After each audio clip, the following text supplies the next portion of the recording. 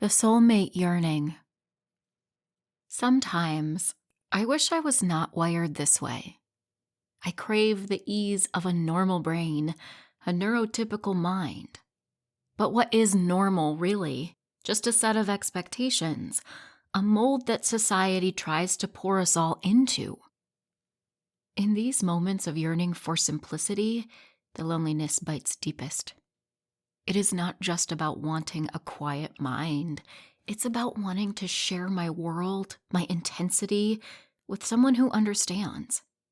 Someone who does not shy away from the depth of my emotions or the rapid-fire nature of my thoughts. I crave the kind of connection where intellectual battles become an intoxicating playground, where we can lose ourselves for hours dissecting theories, debating ideas, and finding joy in the sheer act of learning together. But too often, I am either overwhelming or underwhelmed. It is crushingly disappointing when that spark is not there, when the conversation falls flat, when their eyes glaze over with a lack of understanding. Either my intensity scares them away, or their flatness leaves me feeling empty and alone. And it is not just the mind. My heart craves a depth of connection. I want to share the full spectrum of my emotions, the vulnerability and the passion, the euphoria of seeing something beautiful without the fear of being judged as too much, without being looked at like a strange, exotic animal. But finding someone who can ride my waves feels like searching for a needle in the ocean. It always seems to come down to that impossible equation.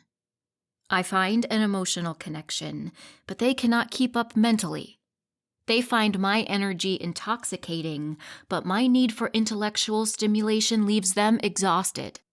Or I find a mind that challenges and excites me, someone who can match my wit and curiosity, and they lack the emotional depth I crave. They shy away from vulnerability, from the messy, complicated realities of the human heart. And then, on the rare occasion that I find someone who aligns intellectually and emotionally, we join in our spirits and hearts, and then we stumble upon the frustrating reality of physical and sexual incompatibility. After not so long, I have become convinced that something must be wrong with me. Everyone says I want too much. Everyone says I should settle for less. Everyone says I am unrealistic.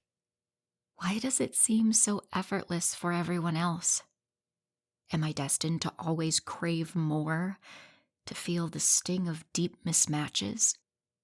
Should I surrender to the idea of settling? To accept a love that doesn't quite reach all the corners of me that I have come to know?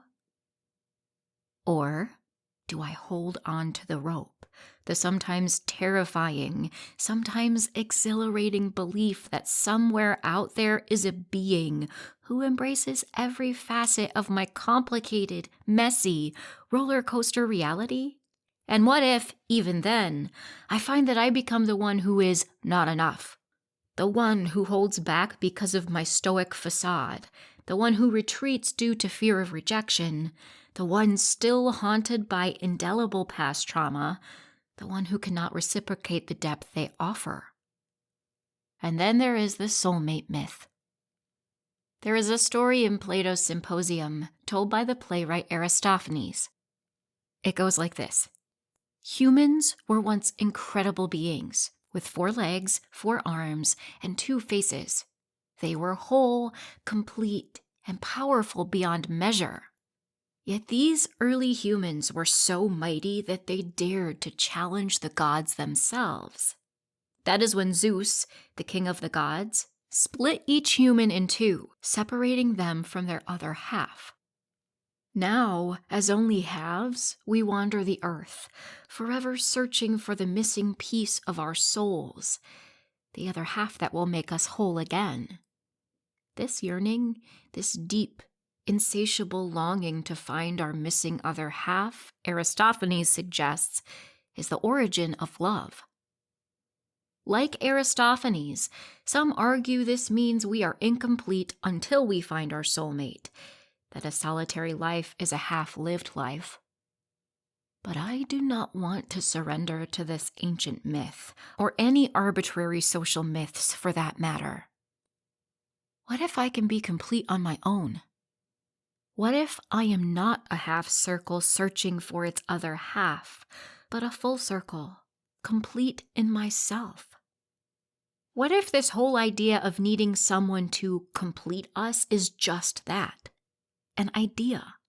A story we've been told so many times through fairy tales and romantic comedies that we've started to believe it's the only path to happiness. What if I do not need to fit into a square, a predefined shape of societal expectation, to be whole? Perhaps true fulfillment comes not from finding someone to complete us, but from embracing the fullness of who we already are. Look at Thoreau, finding solace and enlightenment in the solitude of Walden Pond. Consider the countless artists, writers, and musicians who found inspiration not in romantic love, but in the depths of their own creative spirits.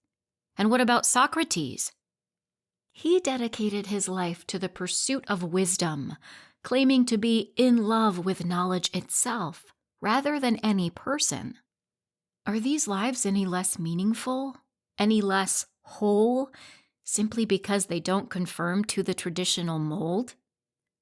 Of course, there is nothing inherently wrong with a life dedicated to romantic love, to finding that special connection. But can I, perhaps, be the one who makes the atypical choice? Given that everything else about me already screams atypical, what if going my own path is the most authentic expression?